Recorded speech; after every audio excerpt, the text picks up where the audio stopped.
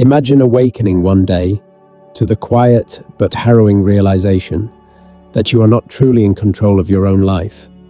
The choices you make, the fears that arrest you, the way you instinctively respond to others. What if none of it is truly yours?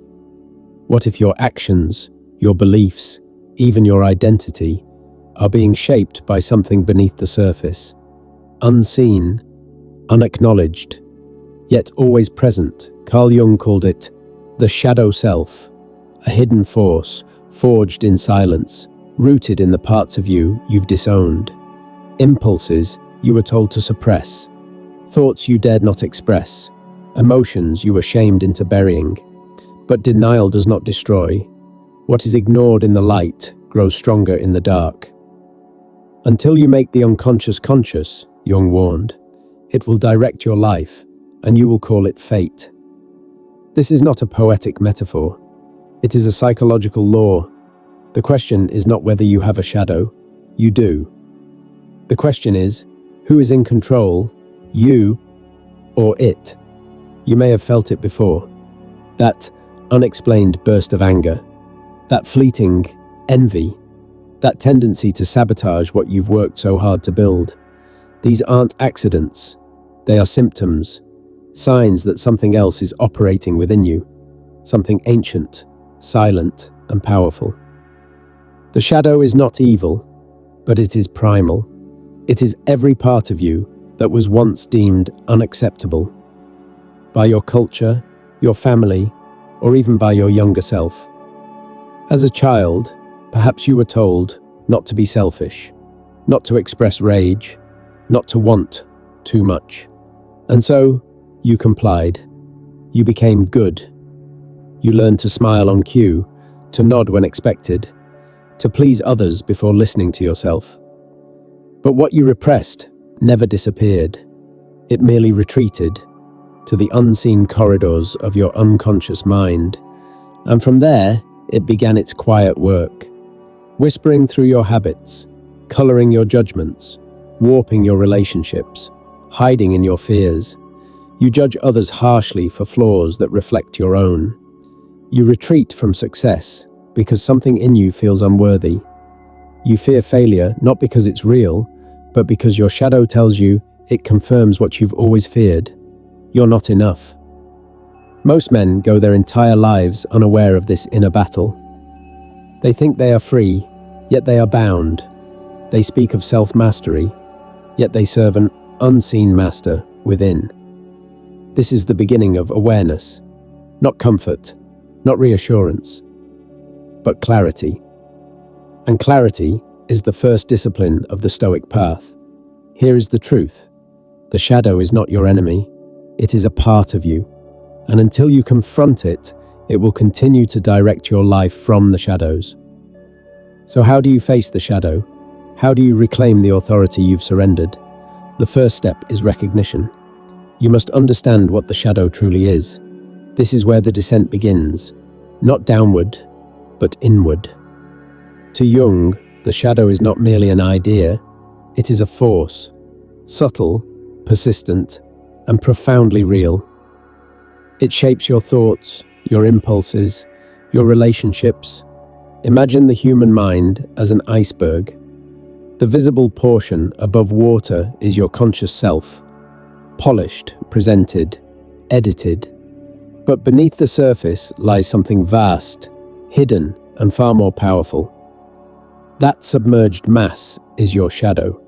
Where does it come from? It begins the moment you enter the world.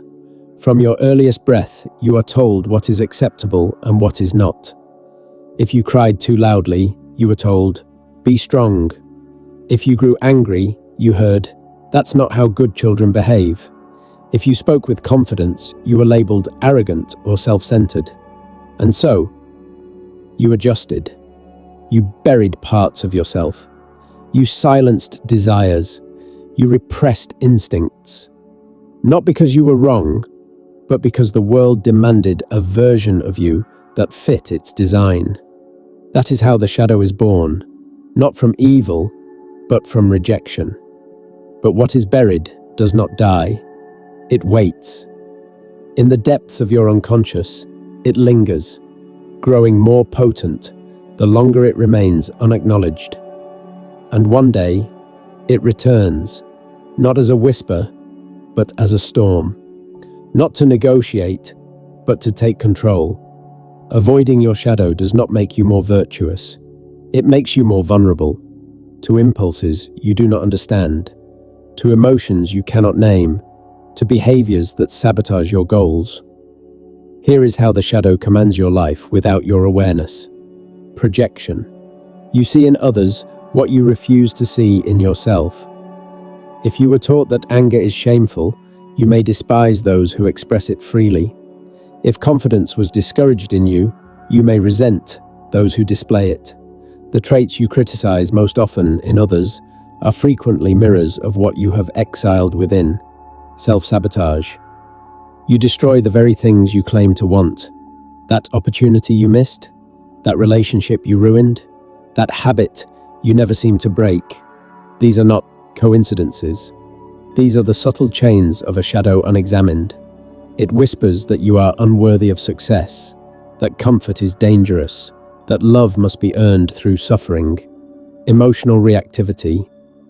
You lash out over minor things. You feel jealous without reason. You fear failure, even in moments of progress. These are not quirks of personality. These are signs that the shadow has taken the wheel. You are no longer responding. You are reacting from a place you do not understand. This is not judgment, it is awareness, because awareness is the beginning of discipline, and without discipline, there is no freedom. And the most unsettling truth is this: most people never realize it's happening. They walk through life as if awake, yet they are asleep, reacting, not choosing, repeating, not reflecting. This is not just psychology, it is the history of human behavior. Socrates was sentenced to death, not for a crime, but for asking too many questions. His words made people uncomfortable, forced them to look inward, to confront truths they had buried beneath roles, routines, and rituals. But instead of facing those truths, they silenced the man who spoke them. The world does not fear violence, it fears reflection. Jung believed the shadow reveals itself through dreams, fears, and the patterns within our relationships. If you've ever had a recurring nightmare, a sudden panic that made no sense, or an irrational response that startled even yourself, perhaps it wasn't random. Perhaps it was a message. The unconscious does not speak in words. It speaks in symbols, discomfort, and disruption. And it keeps speaking until you listen. Nietzsche went further. He warned that the more we repress our true nature, the more we risk destroying ourselves. He called it the will to power, not a hunger for control over others, but a force within each of us that demands integration. When that force is ignored, it doesn't vanish, it mutates, and one day it erupts, not as growth, but as chaos. Your shadow is not a demon. It is not evil. It is a part of you that has been left behind for too long.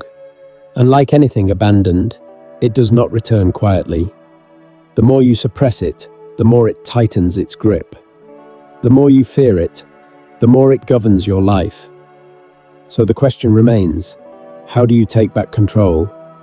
The answer lies in shadow work, the deliberate, disciplined process of turning inward and facing what you've spent a lifetime avoiding. This is not therapy, this is confrontation. How many times have you felt discomfort around someone for no clear reason? How often have you sabotaged your own progress just as things began to go well? These are not coincidences, these are signals. Your shadow pulling strings behind the curtain. And until you face it, clearly, honestly, without excuse, it will continue to write the script of your life while you play the role, believing the lines were yours to begin with. So how do you confront the shadow? How do you stop it from silently taking the reins? Now that you understand what the shadow is and how it subtly shapes your reactions, decisions, and direction. The real question is, how do you reclaim command? Jung believed that liberation from unconscious patterns begins with what he called shadow work. But here's the truth most people misunderstand. Shadow work is not about destroying your darkness. It's not about erasing fear, silencing anger, or eliminating insecurity. It is about understanding your shadow, integrating it, and transforming it into strength. Think of it this way: the shadow is not a demon to be exorcised. It is a wild part of yourself that has yet to be tamed. It doesn't need to be eradicated. It needs to be seen, heard, brought into the light of awareness. Here are 3 foundational steps to begin this work. Identify your triggers. Have you ever met someone who immediately made you uncomfortable, for no rational reason? Or perhaps you've overreacted to something minor, with a level of emotion that even surprised you. These reactions are not random. They are clues. They reveal parts of yourself you've been taught to deny. If arrogance angers you, perhaps it masks your own suppressed desire to speak with confidence. If selfishness repels you, it may be because you were raised to always put others first, even when it hurt you. Jung taught that our strongest emotional reactions often point to the qualities we were told to reject. This is called projection. We see in others what we cannot admit in ourselves. If someone's ambition irritates you, it could be because you were conditioned to believe that wanting success is selfish. If you constantly judge others for laziness, it may be that you were taught to never rest, never pause. If someone's boldness annoys you, it might reflect your own silenced voice. So begin here. Observe what stirs your anger, jealousy, or discomfort. Don't judge others. Ask yourself, what does this reveal about me? What pattern is repeating? What trait in others keeps unsettling me? The uncomfortable truth is this: what you most despise in others is often what you've buried within yourself. And until you name that pattern, the shadow will continue to shape your emotions without your consent. Shadow journaling. Think of your mind as a house. Every part of yourself that you feared, rejected, or ignored, you locked it away in the basement, hoping it would disappear. But repression is not resolution. What is locked away grows stronger, and one day, it will kick down the door. This is why shadow journaling is powerful. It is the act of unlocking that basement, of facing what you've long avoided. This isn't polite journaling. This is raw, unfiltered, unapologetic truth. It is writing the thoughts you would never speak aloud, the ones that scare you, shame you, or make you feel unworthy. Find solitude, silence, a space no one will see what you write. Ask yourself, what emotion am I suppressing?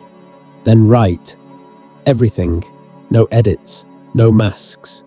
Let it pour out. The anger, the resentment, the envy, the fear. Let it speak. You may uncover long-buried rage disguised as calm, jealousy masked as indifference, or a fear of failure that has quietly steered your entire life. And here's the truth: your shadow is not evil.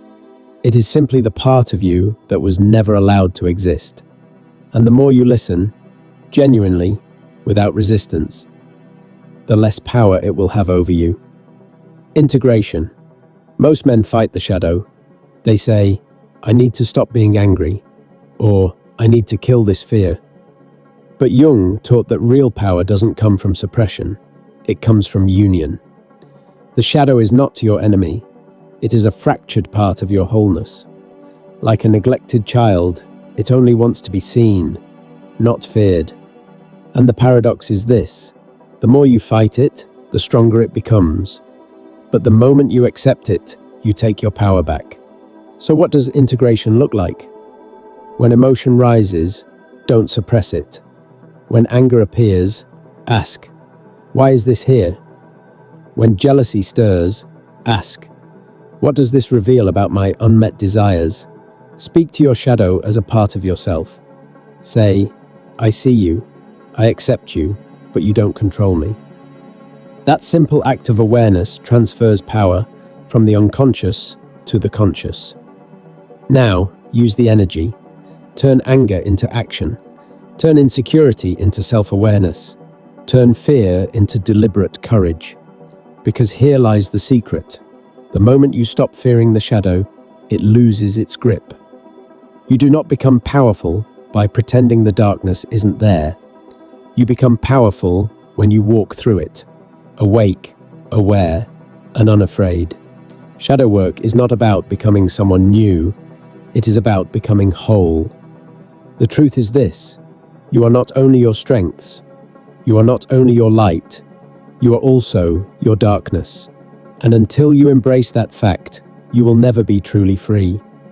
Carl Jung once said, "Until you make the unconscious conscious, it will direct your life, and you will call it fate." Most men spend their lives trapped in cycles they do not understand, repeating the same mistakes, reacting with the same self-destructive patterns, sabotaging the very things they say they want. They call it bad luck. They say, "That's just how I am."